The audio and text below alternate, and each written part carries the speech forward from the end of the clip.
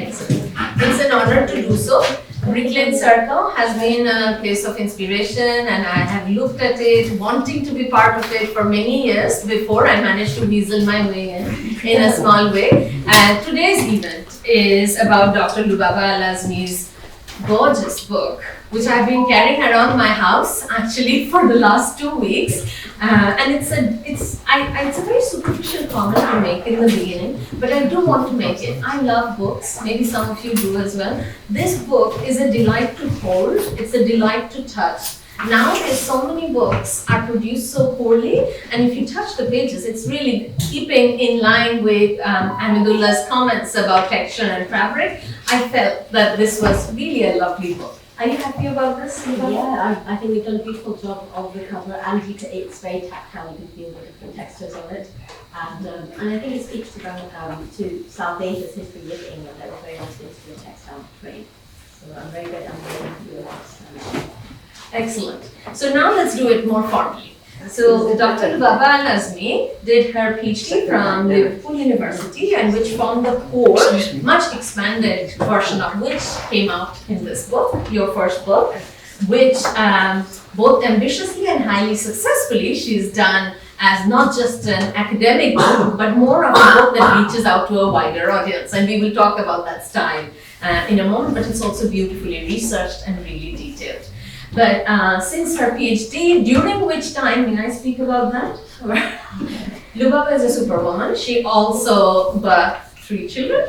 The first of whom is present with us here. Welcome.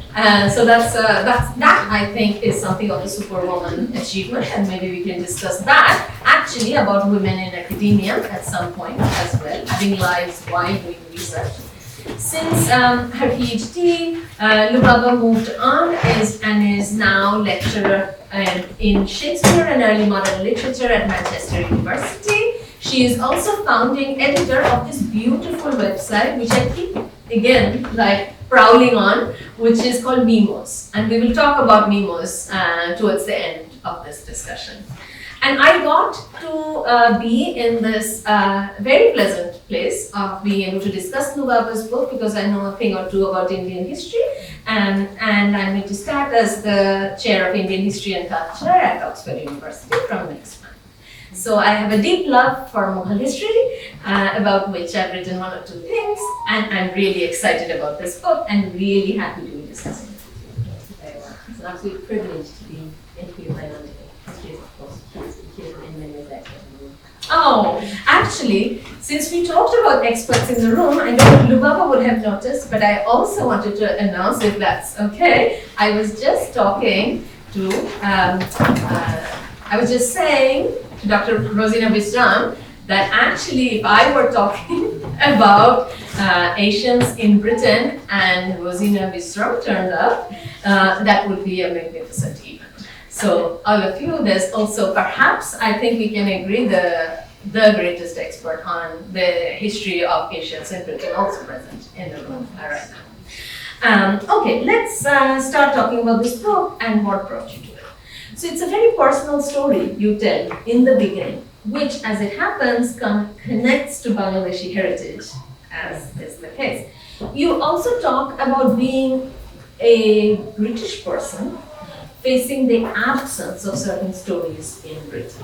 You talk about how those stories are completely absent, that although there has been such a long history of British travel, British contact with South Asia, in fact, all that people know about is the fact that the British conquered the subcontinent and they ruled over it. So you were dissatisfied with this. So tell us, what difference do you think books, your own book and books of this kind will make? Who do you want to make a difference to in Britain, to the next generation, the ones before us, and also in South Asia? Sure. Well, I mean, as you say, I did start this book on a personal journey. So it starts in the city of Chittagong, which is a great city in Bangladesh. As a historian, I was tracing down European heritage. That's sort of where my own research is centered in. I focus on global Renaissance and Renaissance, the 15th to 17th centuries, and how this period was a very globally attuned and globally connected period. So on one of these family holidays, my husband went out and we were looking, tracing down the road in Paris. And so one of the, so the site that we managed to trace down was a Portuguese court, and we were some 400 years old, right in the center of the city, in the center of one of the city's main colleges. And the reason that I sort of drew on this material and this history, as you rightly say, is that because whenever we think of England's history with India, we think of empire. It pretty much is company rule and British rule, and that's the history we look at. Whereas the history really started near 2 centuries before that. And that entire period has sort of faced a blackout in terms of public awareness of this history, in terms of our knowledge of this history. And so that was one thing that I thought was quite important, that these historical gaps, really large gaping gaps, need to be filled. And it really isn't a case that the material isn't there. We've got a lot of material about empire and material about that period. That's not the case. If anything, one of the hardest things in writing this book was curating and choosing what to include and what not to include, because there is so much material there, so much first-hand archival material. But so that was certainly one thing, filling a gap of history that seems to have been absent. In terms of what I hoped for this work is one, to better inform us about our shared heritage, about our shared histories, and also to give a flavour of sort of the nuances and different dynamics that occurs over a long history. So the history of Britain and India as the history solely of the British Empire has a very specific political dynamic. It's a story of British, Western European power over South Asian global majority subjugation. There's a very specific political dynamic. Whereas the near 2 centuries of history that preceded it was exactly the opposite story. It was Western European sort of arrivals, the people who came with begging bowls and trade in some of the most powerful empires in the world. Mughal India was the wealthiest empire at the time, was one of the most powerful empires at the time. And the English had just come out of the Reformation. We'd just been evicted from Catholic Europe. So we really needed these international partners, kind of like an early modern Brexit. So that was another sort of thing I wanted to bring out, that these alternative power dynamics tell very different stories and really help us to reformulate our understanding of these relationships over a long history. And that's wonderful, because I wish this work was there before, so I could have actually shared it with my son when he was going to school, because he got exactly that skewed view of British-Indian relationships. Hence, he decided not to study history at all for his GCSE. Not great advertisement for me, I jokingly say, but I'd rather say not great advertisement for the history curriculum. In fact, so may it be better for Omar and people. Actually, I want to recount a story before asking a question. So I myself live in West London, and I have Irish neighbors on one side and Punjabi neighbors on the other. So one day we were chatting together about history because they had found out that I was a historian. And my Punjabi neighbor said to me, I really used to like the Tudors. There's nothing quite so grand like that in Indian history, is there? Yeah, so I choked and it broke my heart because where do I even start? It's the fate of a historian, But tell me about you, because unlike me, who is an immigrant, you, and I am also British, I proudly say, you have a different experience as a British-born person of South Asian heritage, and you are, and more importantly, you're actually an expert in Shakespeare and early modern literature. Tell us about your discovery of the Mughal Empire. Sure. I mean, again, this was very much about one of the many impetuses behind this book was about finding out my own shared past, right? Because the history of England and India is British history, right? It's just British history that we've not been told about. But it's British history. The history of India's empire in India, England's empire in India too, is British history. It's not Indian history only.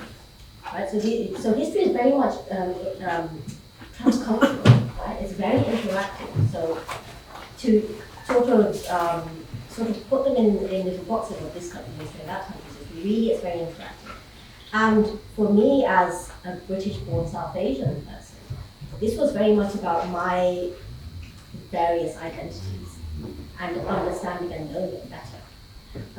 So that was certainly one thing that brought me to it. But another thing is that in terms of my research, yes, I'm a lecturer in Shakespeare. I specialize in the global Renaissance, I specialize in drama and that period. And so I do get asked this question, how do you go from that to the book? It's very, very easy. The reason being that England and this period, we get this idea that Shakespeare is immensely into Shakespeare on the right there, right people, white people, for white people. Right? We get this sense that England was very closed up and it was just this little, Mediterranean situation going on with the This is very, very inaccurate. This was a period in which England was experiencing its global growth. It was unprecedentedly interacting with the wider world. Because it had to, and you said that, we had the coronation, Queen Elizabeth I was excommunicated by the Pope. It meant that Catholics were pretty much cut us off. Right? It was, as I said, it was a Brexit situation. So England made this extra effort to connect with the wider world. Queen Elizabeth had really strong relations with the Ottomans, for example, with North Africa, for example. And it was during Queen Elizabeth's reign that the East India Company started in 1600. And so we started venturing out to India. And these interactions emerged very vividly in the literature as well. So for example, in Shakespeare, we all know Midsummer Night's Dream, right? Very famous play. It's often studied in schools and stuff all in this place. How many of us know that one of the main plot lines that drive that play is an Indian boy? So one of the main plot lines that basically pushes this entire story is this is a play set in Athens and a fairyland in a woodland space outside of Athens. And majority of the play is taking place in this woodland fairy space. And the entire story of the fairy space is a battle between the fairy king and queen over an Indian boy. Right? And basically it's changed the seasons. It's creating all this havoc everywhere. And that's the entire impetus for this play. And it ends with finally the king gets the goal, because he wanted the goal. Now, so it's very easy to find the world in Shakespeare's literature. It's very easy to find the world in Renaissance literature. So for me, it was pretty much, this is literally what I'm working on. My own PhD research actually looked at England's first travellers to India and their interactions with Indian queens and how that emerged in English theatre, right? So, and again, it's very, very abundant. So going from sort of English literature to Mughal India was not a big leap.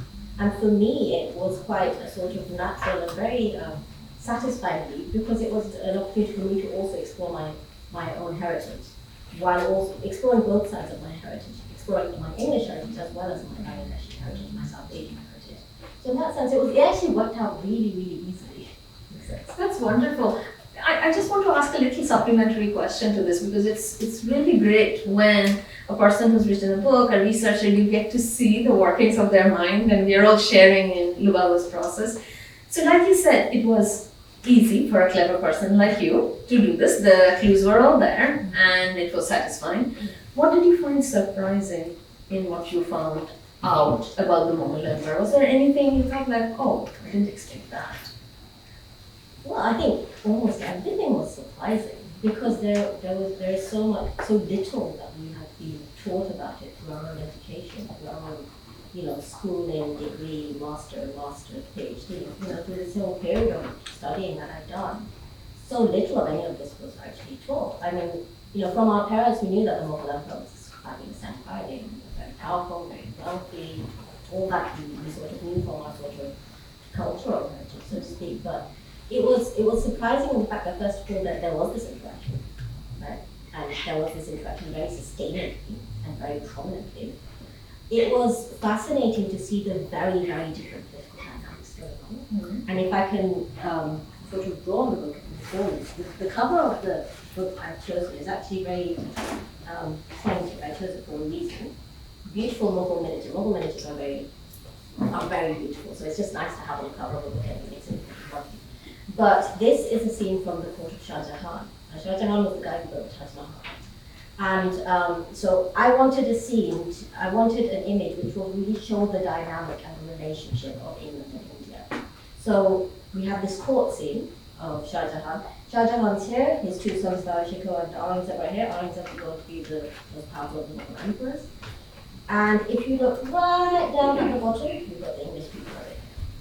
and they're on the outside of the wings, right? And they are all carrying little trays of gifts. And this was the dynamic that was going on. You had Europeans coming to India basically with trays of offerings saying, please give us a trade. And over here you've got the Mughals who are completely looking away, they're not even noticing.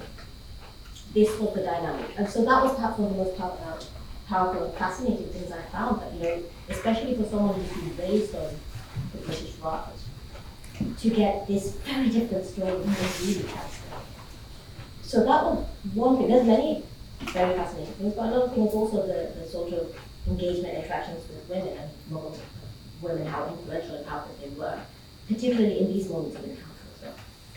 So we had planned to talk about women protagonists in your book, right? But since it has come up, I think we should naturally let it flow from this point. So one thing, the book is delightful, by the way. It's full of all sorts of, shall we say, colorful characters. So really, if you're looking for many stories, they make wonderful snippets for like conversations all over. I mean, apart from the intellectual depth of it as well. But I was laughing out loud at moments, which I will also talk about in a moment. But a little bit more seriously, what I really admire is the way in which you have synthesized this vast literature, not only on the Mughal Empire, but also the Safavid Empire, the Ottoman Empire. So you tell that story alongside telling the story of what the British did in India, right? And you don't do it in a traditional way, in the sense that you give real pride of place to the Mughal women, their rightful place, by the way, and what they were doing. So we have, let's put it out there bluntly, right? So when we think of Muslim women in history, let's confront this straight away. We think of certain kinds of silenced protagonists, right? And especially those who are veiled, more than veiled, segregated, and they never know, and nobody ever gets to see them. Therefore, what agency can they have? Surely they were like close to slaves. The story you tell about Mughal women is a very different story. So tell us that story. Absolutely. I mean, I didn't set out to write a women's history. I set out to write history. And history involves many characters. It doesn't only involve men, right? So I set out to write history, and history that brings the various voices, the various experiences, the various spaces, including, as you say, the harem, the zanana. And the idea of the harem, which is how it's known in Western culture, is this effectively the king's brothel sort of space. Whereas the harem, which is what the actual translation of the term is, and is the term that was used in the Ottoman Empire, for example, literally means sacred. It means a sacred space. A space which is inviolable. You can't go in without permission. You can't do anything harmful in the space. So, for example, in the Ottoman Empire, whenever they had wars, sacred relics from Mecca and Medina, for example, would be kept in the harem. People knew no one would invade this space. This is a sacred space. This is a protected space. There's culture and those types of things. In the Mughal Empire, the harem was called the zinana. Now, the zinana was again this space where, again, you get this idea of it's a space of sequestering women. The zinana was basically the Mughal royal household. So this is where the queens, the princesses, but also the children were. So the zinana was a space in which the princes, the future emperors, were nurtured and raised. This was a space where the king was basically created, right? So the zinana, there is this notion of it's a brothel where the sequestered women are there in service of the emperor. They're not allowed out. It's all yada yada yada. This really fantastical idea that came out. Whereas in reality, it was the most exclusive, privileged place in the empire. It wasn't that people couldn't get out; it's that you were not allowed in, because this is only for very, very elite privileged people. Only the queen can get in there. Only the prince can get in there. Only the king can get in there. So it wasn't about seclusion, it was about exclusion. It's an exclusive space. Now, why is it so exclusive? Because the people in there are so important and so powerful. And one of the things that I particularly find fascinating in my studying the zinana is also basically the king's family home, right? So this is where the king sleeps. The whole place is administered by women. It's protected by female security staff as well. So the king, of the empire, when he is sleeping, at his most vulnerable, it's female guards who are protecting him. Right? It's women who protect him, not men. Which again, it sort of shows the dynamics of this space. That this is an incredibly powerful space, and women are entrusted to protect the king at his most vulnerable. Now, another factor is that the zinana, the sort of senior figures of the zinana, the queen, the princesses, they had they had an access to the king that no one else had. And so they would very much influence the king's decisions, the king's actions. Sometimes the king would be at court and the senior figures from the Zenana would come and call him and say that, right, you have to come to us now because we've got advice for you. And he would leave his courtiers and go to the Zenana, and basically they convinced him to do everything that the courtiers told him not to do. And he'd agree. So this was sort of the dynamic that was going on with the Zenana. And so this is what I sort of try to bring out in Travels of the Golden Realm. There's one queen who is basically a co-sovereign with the king, and everyone knows it. She's also saying like, oh, well, he was Mutahan. So I try to bring in these things because again, this was a case of trying to bring back history that's been hidden or distorted or underappreciated, and this was another aspect of that. That's wonderful. We should return to Nur Jahan a bit more in future because she's such a character, right? She's the 20th wife of Emperor Jahangir, but he doesn't marry anyone afterwards because he wouldn't dare. And it's not like he was and he was absolutely besotted with her. But also, it's not that necessarily he was married to 20 people at the same time. It's just they married, and then sometimes we were like the queen decided to was pigeon, like many more, also that. But yeah, she was the 20th wife, but she was the 20th, and she was very much the last. Yes, and she was extremely powerful, and like you say, she was actually also using the imperial seal, and she was issuing orders, and she was implementing coins. And she was also known to be a crack shot, wasn't she? She was a great marksman. Yes. So often the princesses and the queen, they would travel by a sort of helmet, which is like a sort of little covered sort of palanquin that was on top of an elephant. Now it's covered and it's on an elephant, which I've ridden an elephant once. I don't recommend it. It's very, very scary. It wobbles a lot up there.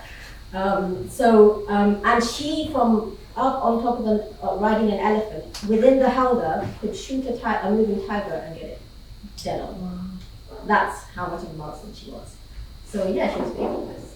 And Jahangir did appreciate her marksmanship as well. Yeah, so he got it in his novels, yeah. Fantastic. Now, the thing to kind of bring it back to other themes of the book, these women were really important mercantile figures as well, right? They're great, savvy, what should we say, like great merchants of the early modern world as well. Before we look at what the women actually did in relation to that trade, tell us about that trade itself. Now, to share another really depressing anecdote. Every time I do teach some Indian history, and every time I start this about, so what do you know about Britain's early trade with India? And they'll say spices. And I'm like, yes, of course, because that's all primary unprocessed agricultural products is of course what South Asia can produce. Yeah. Actually, spices India is not the primary source of spices, it's Southeast Asia, but India gets roped into the whole network because it becomes a fulcrum. So tell us what you found. Alright, so actually, this is one of the main stories that comes up in the book, about how did England end up in India. Now the East India Company, we think, okay, East India, that must mean that they're heading to India. Their first target was never India. Their first target was, in fact, what is today Indonesia and Malaysia, Southeast Asia, because that part of the world was the global capital of spices. Now, in this period, spices were essentially the crude oil of the time. They were the most valued commodity of the time. So that's why everyone was really losing their mind trying to reach India directly, such as Christopher Columbus, for example. Columbus wasn't trying to find America, he was trying to find India. And he thought, you know what, let's go west, because there's nothing there, and we have finally accepted that the world is round, so let's go west and we'll end up in India eventually. Because we've been trying to go around Africa and yet we succeeded. So he went west, ended up in the Americas. And that's where you get the American Indian. That's where you get West Indies. These names emerged from this idea that, I've reached India. And it actually happened. And so from Columbus's voyage in 1492, India became this capacious term of there's an East Indies and there's a West Indies. But also just India in the East Indies, as we know it in Indonesia, was not as we know it today. So today we know India to be that country in South Asia, that's sort of between Pakistan and Bangladesh. But in that period, India was pretty much, it could be anywhere from the Cape of Good Hope to Japan. This entire space was the East Indies. So the East India Company, was really, it was granted a monopoly to trade in that entire region on the east of South Africa. And their primary target was Southeast Asia, was Indonesia. And as I sort of cover in the book, they go to Indonesia, they go to barter and trade to secure spices in Indonesia, because the global capital of clothes, nuts, and grapes. So these kind of spices are what we're after. But our primary export commodity is something called broadcloth, which is basically thick, coarse woolen cloth. It's woven and then it's dyed in deep colors like baby blue and grey and black. It's made quite often in Cornwall, but also other parts of the country. This is our primary export commodity. We're a northern nation. We're a northern European country, right? It's good for this part of the world. It's hot. It's cold out here. You take that to Southeast Asia, in these equatorial monsoon climes, where it's 40-odd degrees and raining most days of the year, they don't have a lot of use for broadcloth. So they went to Indonesia and they tried bartering and trading in broadcloth and found no interest in this stuff. What they did find, however, was regional traders, such as Gujarati traders from India, were trading in these really light, luscious fabrics coming from India, cotton. So then they thought, okay, so this is how these people, local traders, indigenous traders are trading. They're getting cotton from India. They're bringing it to the Spice Islands, which is what Indonesia and this region was called at the time. They're trading in that to get spices, and they're taking that back. So that's what we need to do. And that's how we kind of bounced off of Indonesia to go to India to support the Indonesian trade. But we went to India and found them a lot more, and we decided to stay. Sometimes even I use the royal we just as a joke with this. But I'd rather dissociate myself from this, I feel. So you've actually explained, I mean, this is such an exciting story, isn't it? In a sense, I mean, it all turns rather wild, like eventually. But it's about, we haven't got the commodity that will actually convince people to sell their very valuable stuff to us. Hey, these guys have got it, let's buy it from them. Oh wait, they don't want to buy any of our stuff either. So how do we get their cotton? Right, we'll actually source silver from Mesoamerica, luckily, I mean ironically, taken over by the Iberians and forced to mine. And that Spanish silver is flooding into the Mughal Empire, becoming the silver sink of the world in the 17th century. Not sustainable, right? Not sustainable. So yeah, absolutely. This is what was happening, because we went to Indonesia. England went to Indonesia, found that well, actually, no one wants English broadcloth because it's too hot here, and this stuff is kind of nasty for this weather. And also, it's rotted half of it's rotted along the way. So, I mean, I think there's a number of things that is interesting. Because on one end, it's about the English learning from indigenous trading systems, isn't it? So the English learning that, well, actually, you've got Indian. Sorry, someone look at yourself. Shouldn't we do this like this? Sit on the table, please. Look at the between them. Sorry. Must be something. So one thing they found was that they were learning from indigenous trading systems, right? Which they needed to, and which they cheerfully adopted in order to be able to get a foothold in this region. But as Nandini just said that, so they couldn't trade the broadcloth in Indonesia, and they couldn't trade it in India for the very same reason. So then what they realized, okay, what we're going to have to do is we're going to have to buy things with cash, which is the worst form of trade. Because if you want to trade with a country, you want to be able to export things there and import things, and then you kind of cut your losses, right? The English pretty much for the whole of the 17th century had traded primarily silver, because English commodities were not something that were being accepted. Now we did, England did engage in some sort of intercontinental trade to sort of aid this. So the first thing they did was very much bring in the silver coming from South America that the Spaniards had managed to use and started to smuggle essentially. So that sort of started being traded, going through London. The chests weren't even open; they just go through London and come straight to India. And in India, these people would then mint it into different coins, including coins that bore the Queen's name. And then these coins would then be used to purchase goods in the Indian market. So India very much became a sink for South American silver. And it was also, this was the trading model that was engaged in this area. There's another thing. I mean, you have such a grasp actually of the trade networks of the early modern world as a result of, which has resulted in this magnificent book as well, such that not only do you center India by looking at Southeast Asia and the way in which India becomes the fulcrum, but you do something rather unusual for anybody who studies Mughal India, which is that you look at the African continent as well. And you do not hold back from discussing that wide trade in that other very important commodity, which then started also financing British trade, which is the trade in human beings. So how did that get? So when we think of the East India Company's trade, we think spices, textiles, right? Nice shiny things, all very trade. Yeah. But it's the same people and the same time, not just same time, same people who are also actually trading in human beings. So tell us about that. How does that get connected? Yeah, I mean, this was one of the more empowering problems of the process. Was, and of course, at the same time, it also was sort of like, well, of course, the East India Company was very much engaged in enslaved enslaved people. Now, we know about, and we need to know more about the triangle of trade and enslaved people, something that we're somewhat familiar with, although, formal conversations we have with people who add about that, but also there was so there's two aspects to this story. One is the fact that the East India Company, around the middle of the century, when Oliver Cromwell, who had the interregnum with the King and England was a republic for that brief period, and Oliver Cromwell, the East India Company was really struggling, like it almost folded. It was in very, very bad shape for a number of reasons, including the aspects of the world.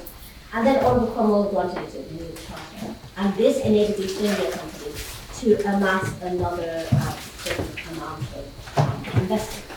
And with that, one of the first things they did was collect something called Guinea. Now, the Guinea Company was another trading company similar to the East India Company, but they had monopoly on West African trade. So the Guinea coast, so the region that's Nigeria and that region. And the Guinea Company was involved in this trading with same peoples. What the East India Company wanted was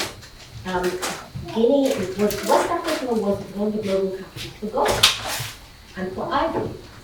And the East India Company in India found that, ivory is very popular, especially by Indian women. Indian women love ivory. So that became a key commodity.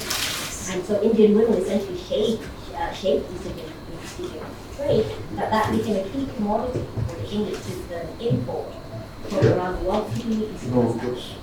So they managed to get this, to purchase the Guinea Company for a period, it wasn't forever. And they took to trading Indian cottons to West Africa, and then basically exchanging Indian cottons to purchase African gold dust, African redwood, and African ivory. And these would then be taken back to India. But alongside that, we were continuing to make places. Now, when England became sort of the royalist country again, Charles II came back, one of the first things he did was take the Guinea Company back and it was now infamously known as the Royal African. The company that traded in more enslaved Africans than any company in the world during that time. It was established by one king, led by another king. This is very much more African. Right? So, but then the East India Company, that wasn't because the Guinea Company was then taken back, and that wasn't the end of their people, because what we speak less about, we need to be speaking a lot more about, is there was a huge roaring trade in enslaved people in the ocean that was led by Europeans, that was led by England, by the English, the Dutch, the Portuguese, and Spanish. There was a huge roaring trade that especially was sort of established and advanced and made into a huge sort of industry after the Europeans arrived. So the Dutch, for example, traded twice as many people in the Indian Ocean as they did in the slavery. And the East India Company very much maintained many of its holdings through enslaved people from the Indian Ocean basin as well as West Africa. And so this was one of the, I have an entire chapter on this called Trade in Souls.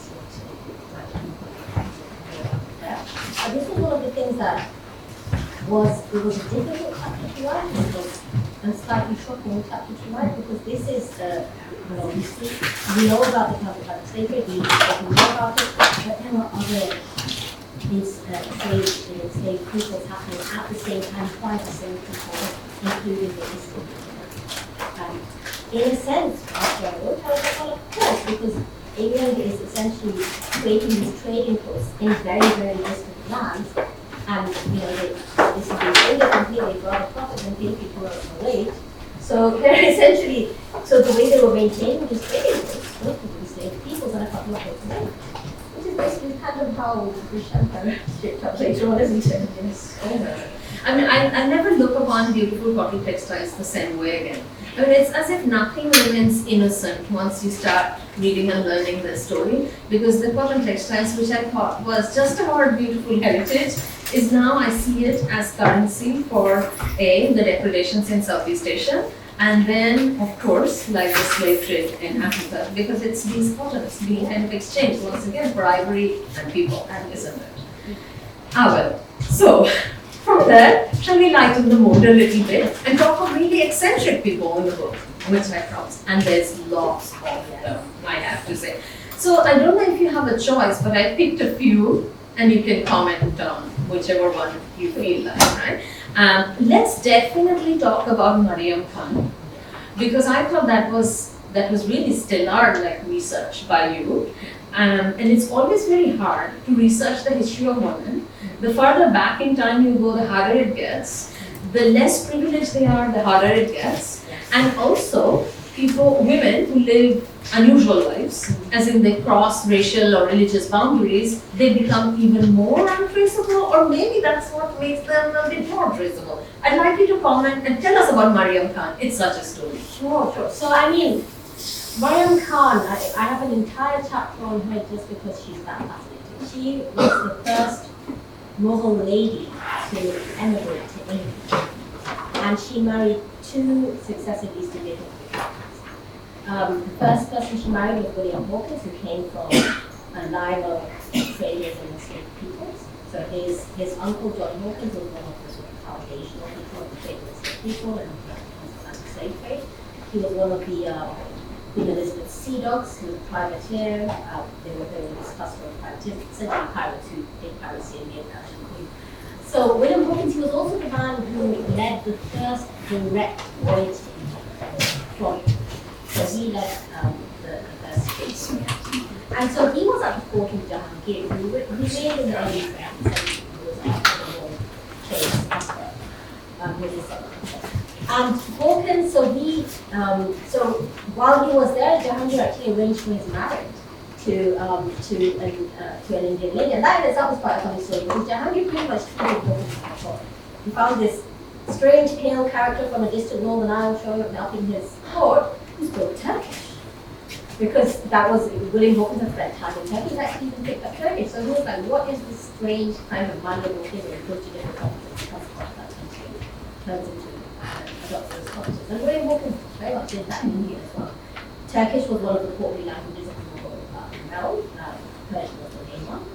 And so then William Hawkins came along and he pretty much started wearing Indian clothes, he lived an Indian life, he just sit on the floor and eat halal food, he was fully Indian, he became the English Khan from the lands. And then Jahangir thought, you know what, let's finish the conversation with you. Would you like an Indian wife? And Hawkins said, well, yes, but is she Christian?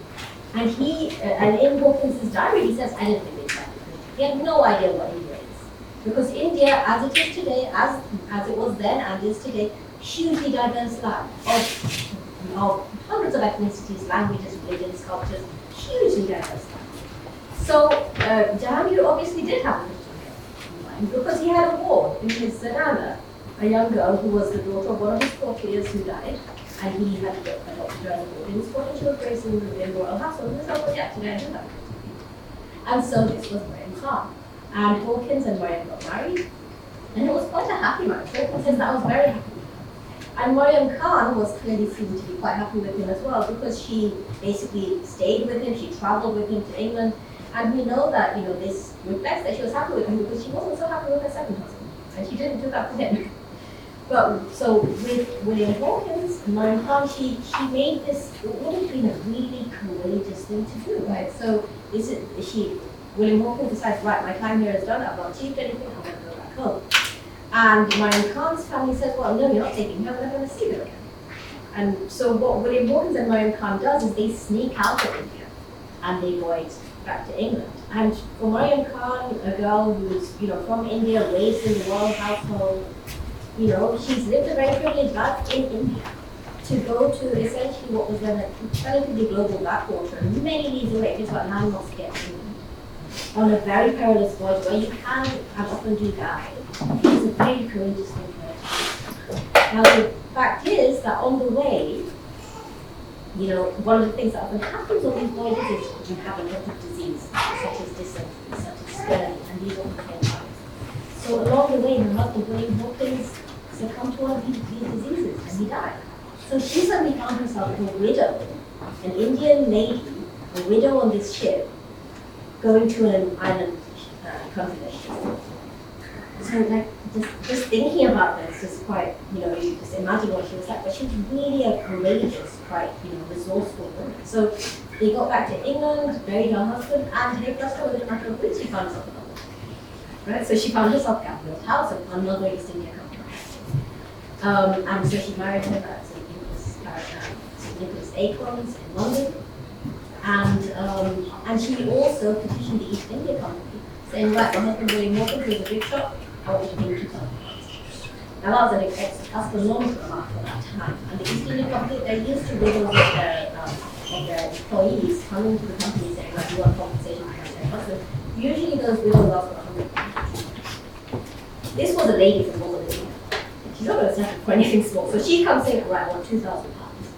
And like the chutzpah of her to show up in London in a completely alien country and go to the East India Company and say, right, can you sell cows? It's really quite an impressive feat.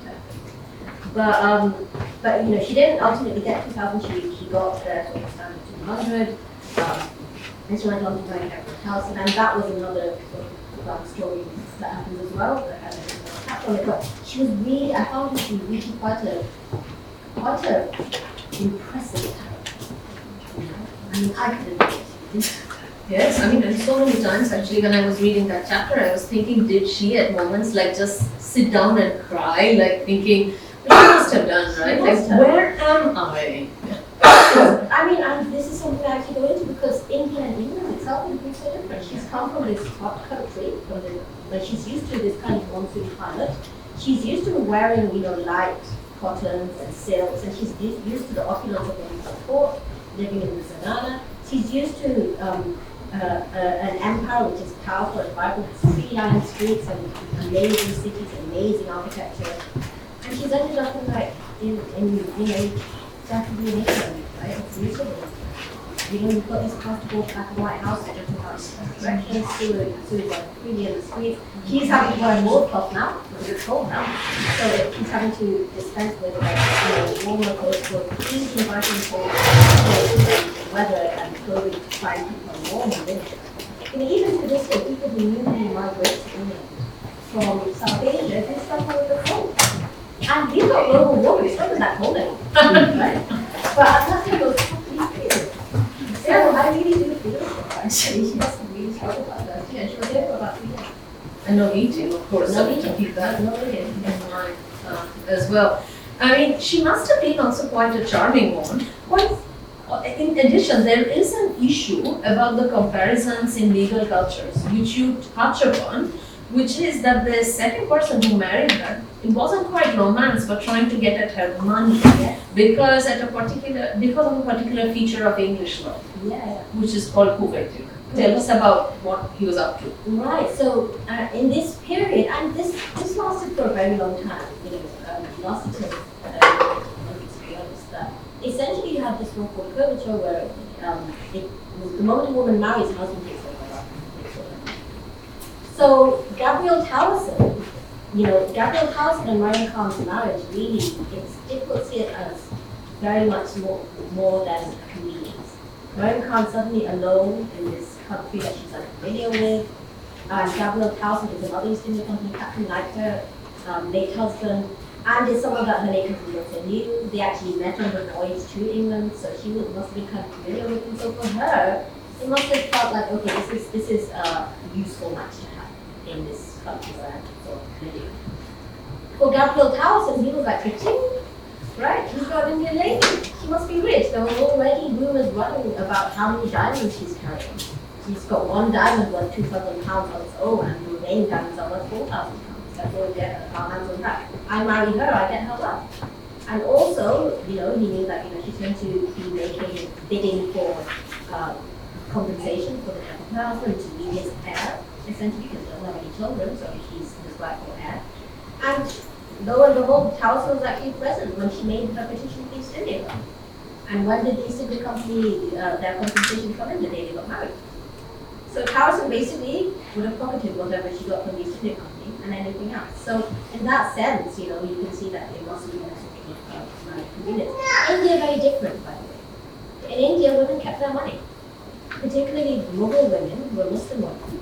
So in Muslim law, Islamic law, no one can touch a woman's wealth. It's hers. So it's not like when you get married, it goes technically, it's hers. If anything, the women were often richer than the men. Because the men have to spend on their families, the women have to spend on themselves and nothing else.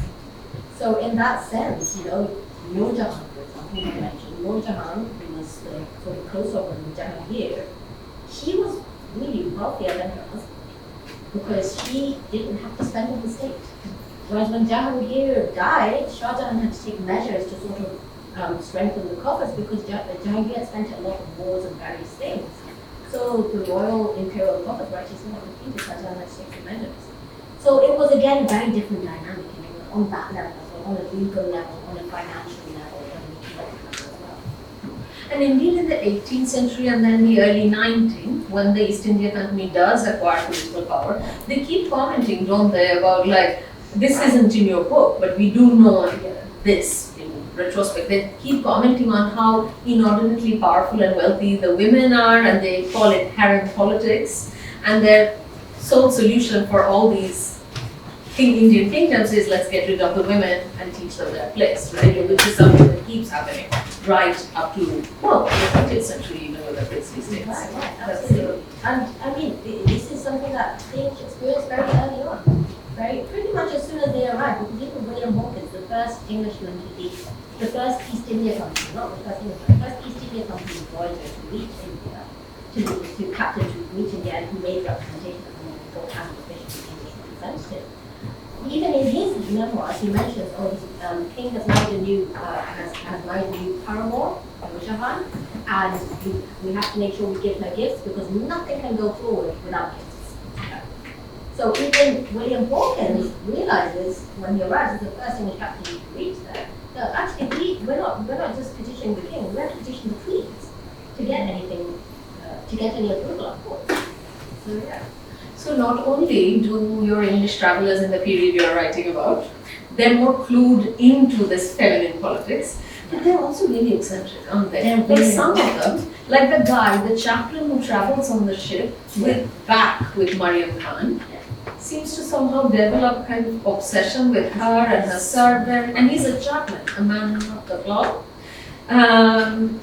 No comments on that, but actually follows them around, like becomes a stalker essentially. This Essentially, it's so funny. It's so funny. My question is, I mean, when you actually then, and many apologies to all the British people in this room, but I speak as an immigrant.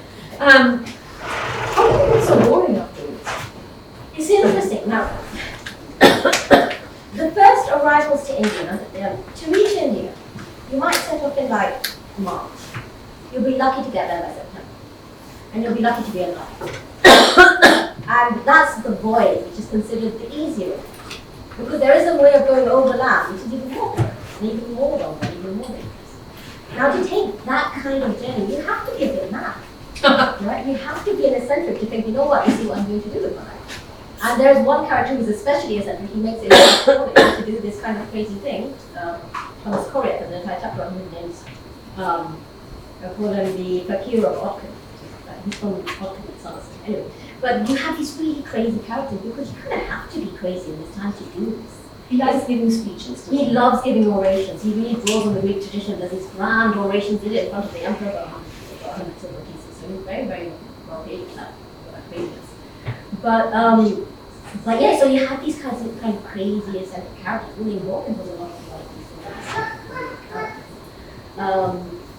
But it kind of, in this period, you kind of had to be like that. But also, I think it's another reflection of the dynamics of Europe. These are sort of upstart travelers and traders coming from England, hoping to get in front of all of these powerful empires of the world.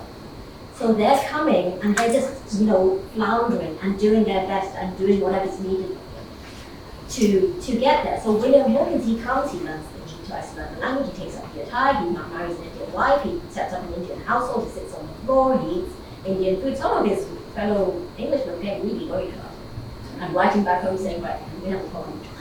So this is sort of business, but he did all that to initiate his art form and to try to gain the favor of the Indians, and also the Indians had a knack for that. So if an Englishman came and performed to their court, and it wasn't a courtly tradition assimilating the tradition and perform according to the courtly protocols, if an Englishman did that, they kind of got ahead further than an Englishman who showed up and was your stiff Englishman would. And we have one of those, the best English ambassador in India, who also The real grumpy guys. Oh, he's so grumpy. But this guy, so we have the state Englishman abroad, the first ambassador, he shows up, refuses to greet according to national custom, refuses to learn any language, refuses to do anything, spends 4 years and gets nothing out of it. Because the Mughals are like, well, you're not much good, are you? Whereas Hawkins comes and he gets, the Mughal made him a minor lord, gave him a title, set him up with a household with a small cavalry and an Indian wife. So that's what you can get if you perform. So you, at the one end, you have these sort of eccentric characters who have to be eccentric in order to do something that's crazy as they go to India. But at the other end, that was the kind of character who also succeeded. But I think later on, another factor is just the approach changed, because the first Englishmen to arrive were like, right, massive empire, we are really nobody here, let's just try to keep people happy and do our best in this space and try to get a little bit of trade from that forward here. But later, when it became empire, that now it became, a civilizing power coming to civilize the barbarians of the East. It became, this sort of, okay, we are here to colonize and civilize this land.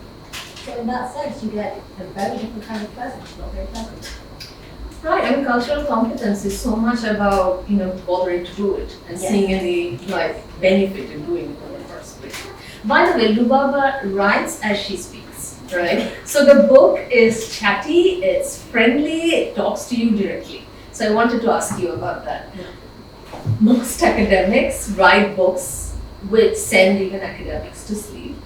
And I once wrote an article for a very eminent journal, and they actually said this. There's actually a series of memes called The Second Reviewer. This is academic life. Basically, when you write something after research, yes, of course, there's obviously some grumpy senior researchers who says, but you haven't cited my book or something like that. Anyway, this journal actually told me my footnotes aren't long enough on the page. Is that even a thing? Yes. Well, they phrased it slightly more, academic. Why are you not more dry? No, it's yes, but also missed opportunity for academic engagement, which means not enough footnotes on the page. You haven't cited me and my buddies. So you have chosen not to do that. You do not display your knowledge in this fashion. It's not a book that's crawling in footnotes, but it's a book that speaks. How did you decide to do that and as your first book? There's a number of reasons for that. One is that I wanted this to be a book that, this is complex history, but it's history that's been neglected and overlooked. Very important, crucial, foundational history to a very important, crucial nation in the state. And so I wanted to make this book accessible to everyone. I wanted to make it so that anyone and everyone, as many people as possible, could read it, enjoy it, understand it, and learn about this history. So for me, it was very much about, I wanted to make this history accessible. That was one thing. Another thing is that I don't believe in academic history, even in my academic writings. So even in my academic writings, I don't go out of my way to use more syllables than I have to. And I think academic sophistry is really quite, it's a bit pretentious. I'm not a fan of it. If we're here to be scholars and here to, impart knowledge and develop knowledge and advance knowledge, surely that knowledge has to be understandable. So that was another thing, but also I think like it was one of the bigger challenges to try to sort of digest the history and then rewrite it in a manner that can be that can be enjoyed, that can be sort of accessible. But also it was just very fascinating, interesting history. So it was also a pleasure to do it. It wasn't difficult in terms of content.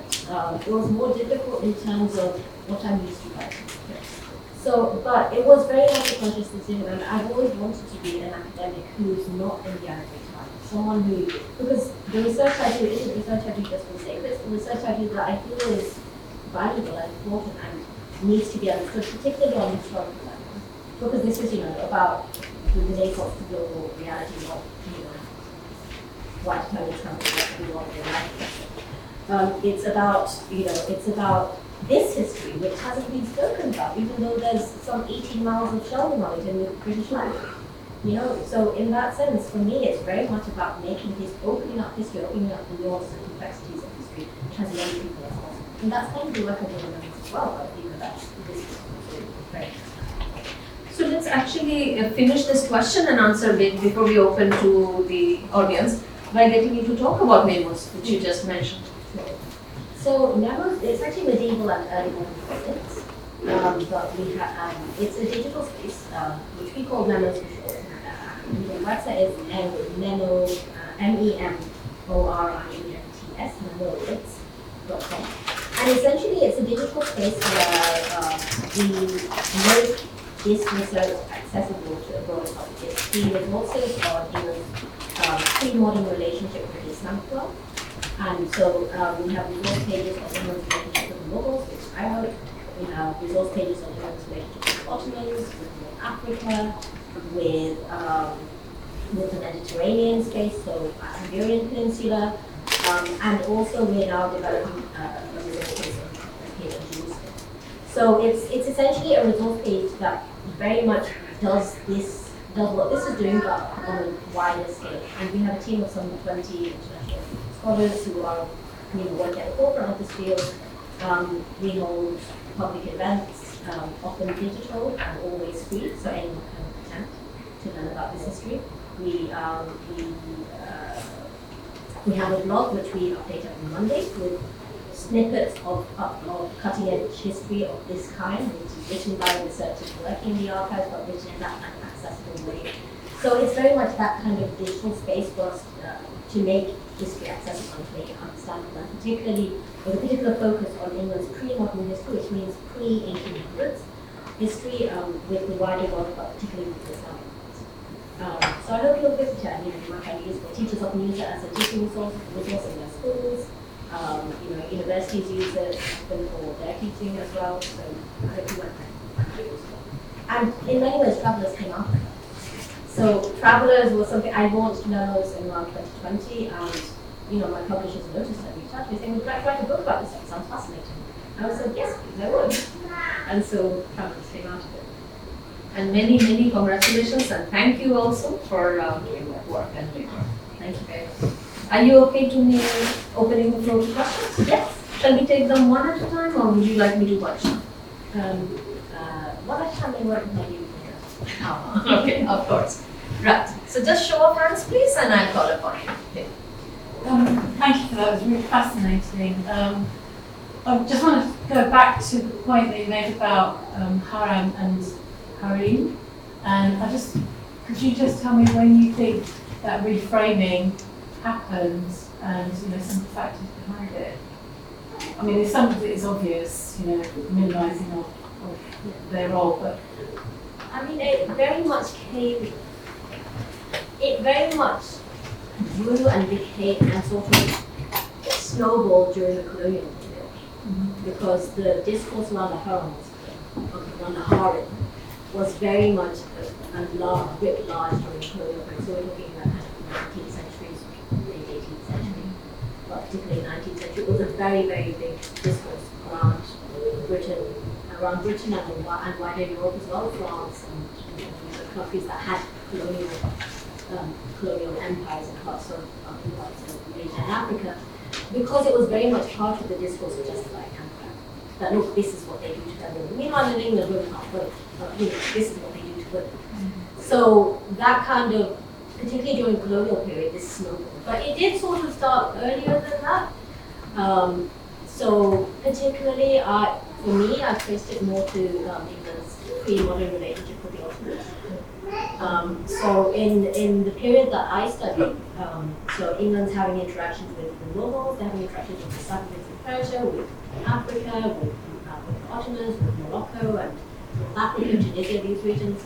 And what's interesting in this period, pre-colonial period, is that each of these, their dynamics with each part of the world is different. And it's very much shaped by their interactions in that space. Later, when things go colonial, it all becomes a bit more hot. Like, the East is the East, there's all one big great space of barbarity. So, but with the Ottomans, I feel like I can trace it a little bit more to the Ottomans, because the Ottomans were actually a military approach in empire. It was the most powerful and militarily advanced empire in Europe, and it was a Christian, right? And it was advancing across Western Europe, it reached the gates of Vienna. So it was actually seen as a threat. So these kind of Orientalist discourses, for me, I trace them to England's. Within England, I trace them to their interaction with the Ottomans, because you see that emerging in the literature at the time, that they treat their women badly. So even in the 1600s, in English theatre, theatre there were lots of Turk plays, and you've got often a theme within Turk plays is Turkish women are oppressed, and they're sequestered in their spaces and they're let out. Right? So you kind of see the foundations of this in this period, but not others. Thank you. That's actually something I learned. For me also, that is new. I didn't know they did it about the Ottomans first. It's really quite fascinating to see. I'll ask you more about that actually. And I was actually seeing it happened to be in a Louvre gallery, and I actually saw this painting, The Death of Sardanapalus, which is this painting by Eugène Delacroix, who is the painter of the French Revolution. And this whole thing is an Oriental monarch is defeated and is about to die, and the whole painting, which is a massive painting, is basically, sorry for my language, but it's violence porn. It's really about how all these beautiful undressed women are then murdered, so that they don't fall in enemy hands. And this is actually deliberately produced, but that's 18th century. And then by that time it's getting generalized. You don't know which, And by that time it's getting generalized, but it has these early foundations, very early on. But what I do find interesting is that it's not a generalized early foundation, it's very specific, a very specific entity that is militarily protest on scale. Right. So let's diss them. Yeah, let's diss them, because we can't actually match them in the military field, so let's do it in the Christian style. Excellent. More questions, please. So I kind of just had a comment about the academics of history. I've been recently interacting with one. I feel like there's just this culture, I don't know if you agree, but there's this in culture. For me to possess the knowledge, you have to come to me of the expert. Therefore, don't make the knowledge accessible to everyone. It's been very interesting, because, and I think the difference in the way that you kind of written the book and the way that you've set up a whole website, etc. In that way to make knowledge basically accessible, and especially historical. And the other thing that I wanted to comment at, I guess it's very deeply, you've got your watermelon handbag, and also the dedication of the book, that's part of the book, and I'm happy to just know a bit more about that too. I feel like a cycle of history in the route of colonizing other people and other cultures, and how that basically embedded in history of Western Europe. Yeah, absolutely. I mean, with regards to making knowledge accessible, I mean, that's essentially what I'm talking about. But even on memos, I have resource pages. The resource page has an overview, a timeline, and a bibliography. So an extended bibliography if you want to read further. Because really what I want is people to read this and think, you know what, I'm going to PhD on this. And so I created it thinking it would have been nice if I had to do this. So, let's create, and the people who, created all the resource pages were very jealous about it. They basically took all their PhD PhD bibliographies. People put their time into creating these bibliographies of like 100, 200 books that we've actually read. And even here, the footnotes were limited, but I insisted on keeping a full bibliography. So the full bibliography is at the end of this book, which isn't normal for a trade book, and they did fight me with it. I said, "Oh, so it's there if you want to read up more. And there's books, there's digital resources, lots of things now. Because for me, it's really about making this knowledge accessible and out there. And gatekeeping knowledge is, don't be so stingy. Just let people have. We need to have history accessible. We need to understand our past. So the Watermelon Bag, this book is dedicated to Gaza. I put the dedication on the front is dedicated to Gaza. Which was another thing I had to fight battle with, but I insisted that it be done. So it's essentially for Gaza, colonial violence continues to burn, but the human spirit burns bright. And this is my bag for book events. So I always wear my Watermelon bag whenever I do book events. And there's a reason for this. This book was written. This is a book that sort of speaks to empire, and it was written. It wasn't written, but it was completed in the midst of the genocide that's going on, which is a very colonial genocide. It's a very modern iteration of the centuries-long Western colonial project, and it has its roots in Britain. Because of course, we know that the Balfour Declaration is what brought Israel to being. So, in that sense, it was very, very difficult to write through witnessing genocide, and to write as a historian of empire, one empire is waging on itself, and apparently, we can't stop it. Our governments would rather fund it than stop it, and So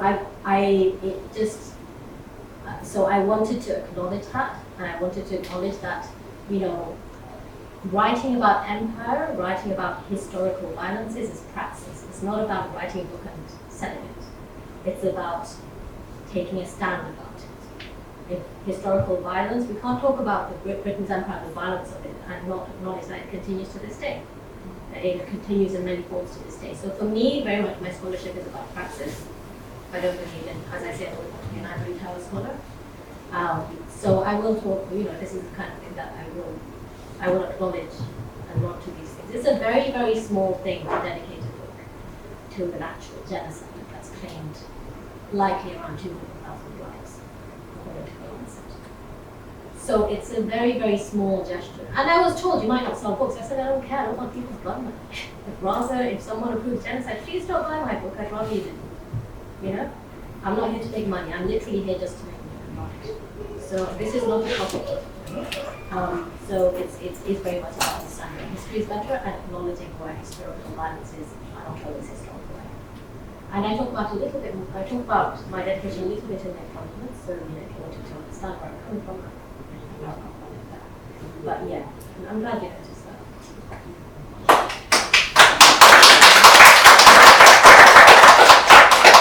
Beautiful. I'll definitely take your question, but is there anybody else who was looking to ask anything, or shall we go back to the first question? Please. I just wanted to know, because you're talking about disseminating that information, making sure it's accessible. How do you envisage, obviously you've written a book, and it will take somebody to read it and engage with it, but how do you envisage that happening on a wider scale? And I'm thinking about schools, I'm thinking about the younger generation, I'm thinking about an era where not many people actually read that much depth. I say that as from my own experience of working with people in HE, and just the fact that we live in a culture where we're very used to 140 characters and and bite-sized information. So how do you envisage such complex stories transferring or sort of filtering through to the public consciousness? Well, never really. Because I created that as a digital space that anyone can access and made it free to make it accessible. But also one of the things I consciously made the choice to have a blog, because blogs are short and sharp, and it's digesting complex, advanced history into accessible pieces. And I have a very strict word count. I don't let people slide the media I prefer and media I prefer to be. So that's one way that I do it, like creating this digital space that anyone can access. Again, I'm not promoting it because I'm making money out of this. This is completely free. I'm battling to get funding to establish this just so that anyone can use this. So creating a digital space and very digital world. Again, whenever we do any events, we always do it online, so people from around the world, including the Global South, can attend. We try to time it so that the Global South can also attend. We always make it free. And we have it with really leading scholars, and we try to prioritize. We try to, not just do Western European scholars. We try to bring in Global South scholars. We try to bring in minoritized scholars. Memos is led by Muslim women of color, and it's got a team of some 24 people from around the world, some of the leading institutions in the world. Majority of the people are from the Global South originally. So it's a very conscious effort to democratize knowledge and make it accessible. Me, myself, these kind of events, I do it. I drag my 3 kids over. I do it for free, and similarly, I do talks and stuff at schools and colleges. But I'm one person. There's only so much I can do. The website's not efficient. But that's kind of. Rons, what you cover in the book, some of it, we got interested, a few years ago, the period, because we realized, most of us focus on Battle of Plassey and Warren Hastings and all those people, late 18th century and 19th century kind of Bengal history. But unless you go back to how, the East India Company and the Dutch and the English and the Portuguese entered the Indian Ocean wall, then you really don't know how things happen. So in order to develop better understanding, we try to start early, in the East India Company history. I think you already know, we recently ran a historical fiction writing project where we asked people to focus on first 25 years of the East India Company, from 1600 to 1625. So through that process, people did their own research, right? And wrote their own fiction. Within that group, there has been a lot of learning, and we also made contacts, with the Banda Nutmeg Islands, where the massacre took place in 1621 for the nutmeg, and Bantan, where the English first had their settlement in Asia in 1603, 1604. And we made contacts with people there, and we still engaged, with them. I just sent them 28 books to Banda Islands, and asked them to make a documentary for us. So they'll be making a documentary and sending us back. So through this process, we will, try and promote, right?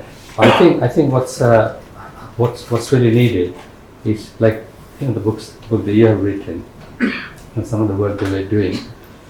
It's just being, discussed and encourage more people, to take up. It's also just interesting reading, that period. You read the journals and the letters. It's so interesting. You get so much information. I know you get all from the English perspective of that period, right? And sometimes you don't really know how the natives, where they were thinking, because their voice is not there. You have to try and imagine, right? That's why we did this project, fiction, so that people can try and imagine what some of the other people were thinking about. I think what's really needed, if we continue, encouraging and doing more and more activities, and encourage some more people to want to do their master dissertation and PhDs, then within next 5-10 years, you will have a, what's the word? Critical mass. Critical mass, yeah. Yes. And then, shall I convert that into a question as well? Which is, so do you want to announce that, or shall I? I mean, the book is wonderful, as I can't stop saying. So Lubaaba is actually available here with us. So if you were to wish just need to. to sign it. They have to sign it. New in the book point of view, there's a very kindly set the store, so you're very welcome to purchase it. You don't have to require to sign it if you want to. I'm doing the first one. I'm getting the first one, so that's my. But have a pen, don't know. I will no doubt be able to source a pen. But then, if there are no more questions, we have kind of moved on to the book signing discussion. Is everyone satisfied? Then shall we close the session? Just one more announcement. Yes. You know, if when people buy one, they get another book free from us. Wow. So if you buy this one, you get our book free. And just can I Please, finish? please, please. Yes.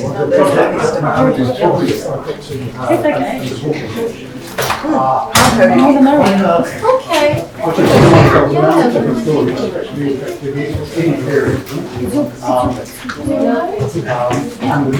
I haven't read it. 2 years ago, I'll let you investigate the history of the Don't say that. No, picture of it. We won't talk at this moment because I'm getting I've read people running around. in those days, the Soviet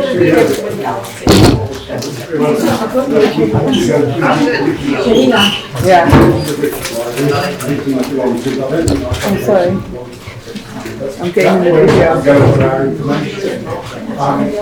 What I would like to say is that I only wish Dr Lubaaba and Nandini was available at that time. Because obviously, this what I discussed was the musical existence of the